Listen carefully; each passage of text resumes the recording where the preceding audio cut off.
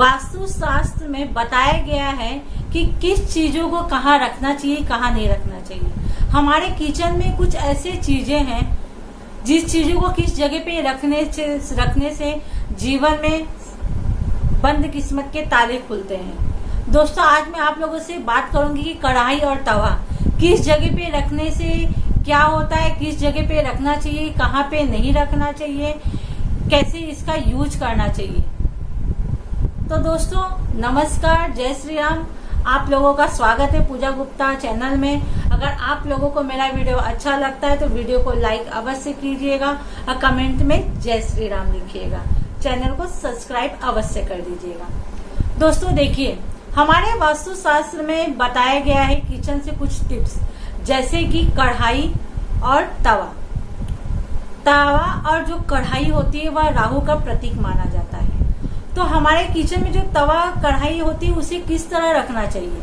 हमारे कुछ माताएं बहनें हैं जिन्हें कुछ जानकारियां नहीं होती है और वह गलत तरीके से उसका यूज करने की वजह से हमारे जीवन में संकटों का सामना हमें करना पड़ता है, जिसका हमें बहुत बड़ा भुगतान करना पड़ता है। तो आज मैं आप लोगों से जो बात करूंगी कि कढ़ाई और तवा जो हमारे किचन में हर घरों में पाया जाता है, तो उसे कैसे करें कि हमारे जीवन के बंद किस्मत के ताले खुल जाए।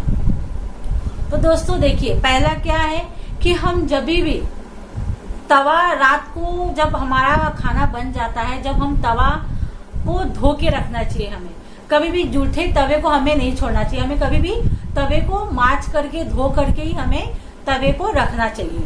उसके बाद जब आप सुबह उठें तो उस तवे को, तवा हो या कढ़ाई हो, रात को आपको धुल के ही रखना है, बिना धोए नहीं रखना चाहिए। आप फिर जब सुबह उठें तो उस तवे को, जब आप रोटी बनाने के लिए किचन में आप जाएं तो उस तवे पे आपको, जब आप गैस पे गरम करें या चूल्हे पे जब आप गरम करेंगे तो थोड़ा सा आपको उस पे नमक डालना है। लेकिन ध्यान दीजिएगा कि उस नमक में आप, क्या होता है कि हमारे कुछ माताएं बहनें हैं कि नमक के डिब्बे में हल्दी के हाथों से उसको टच करती हैं, मिर्ची के हाथों से टच करती हैं। तो ऐसा करने से हमारे कई ग्रह खराब होते हैं। तो कभी भी नमक को बहुत शुद्ध बताया गया है, तो आप स्वच्छ हाथ से नमक को हाथ लगाइए।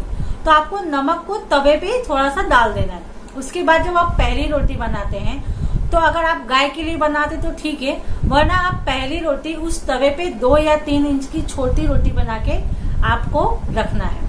ऐसा पहला रोटी बनाने के बाद उसके बाद आपको उस रोटी को किसी पशु पक्षी या किसी जानवर को खिला देना है। दोस्तों, ऐसा करने से घर में जो दुर्भाग्य होता है वह दूर होता है और जीवन में जो भी परेशानियां हैं वह दूर होने लगती है। सौभाग्य में वृद्धि होती है और जो घर में जो नकारात्मक ऊर्जा होती है वह दूर होने लगता है। घर में नेगेटिव ऊर्जा नहीं रहती है। कहा जाता है पहली रोटी कभी भी पति हो या पिता हो या पुत्र, उसे नहीं खिलाना चाहिए। तो अगर आपके आसपास कहीं गाय माता का सुविधा नहीं है तो आप 2-3 इंच का छोटी रोटी बना करके आपको उसे पशु पक्षी या किसी जानवर को खिला देना है। उसके बाद आपको क्या करना है, तवे या कढ़ाई को कभी भी उल्टा नहीं रखना चाहिए। हमारे कुछ माताएं बहनें हैं कि तवा कढ़ाई को धुलने के बाद उल्टा रख देती है। ऐसा कभी नहीं करना चाहिए, अच्छा नहीं बताया गया है। तो आप इस बात का अवश्य ध्यान रखिए। तीसरा है कि हमारे घर में ऐसा देखा गया है कितने लोगों को कि जब सबको खाना परोस लेती हैं तो जिस कढ़ाई में खाना बनाई रहती है उसी कढ़ाई में वह खाने लगती है। ऐसा कभी मत करिए। एक थाली नहीं धोने की वजह से उसे बचाने के लिए आप बहुत दुर्भाग्य ला रही है अपने घर में। यह बहुत बेकार चीज है। अगर आप कभी भी जिस बर्तन में भोजन बनाए उस बर्तन में कभी भी भोजन नहीं खाना चाहिए। तो इस बात का अवश्य ध्यान दीजिए। उसके बाद जितना हो सके तवे कढ़ाई को साफ स्वच्छता चमकदार बनाइए। जितना तवा कढ़ाई चमकदार रहेगा आपके जीवन में उतना जीवन चमकता रहेगा। तो दोस्तों, इन सब बातों का आपको अवश्य ध्यान रखना चाहिए। उसके बाद क्या होता है कि जब हम तवा का रोटी बना के हो जाता है या तवा खाली, कढ़ाई खाली को हम चूल्हे गैस पे रख देते हैं, ठीक है, चूल्हे पे हम रख देते हैं, जो ऐसा नहीं करना चाहिए, बहुत बेकार होता है। अगर हम कढ़ाई का यूज नहीं है, हम कभी उसे खाली करके या धुल के भी हम ऐसे गैस पे रख देते हैं। तो कभी भी उसे खाली बर्तन को गैस पे ऐसे ही नहीं रखना चाहिए। खाली तवा या कढ़ाई को हमें गैस के ऊपर इसी तरह ऐसे नहीं रख देना चाहिए, यह अच्छा प्रतीक नहीं माना जाता है।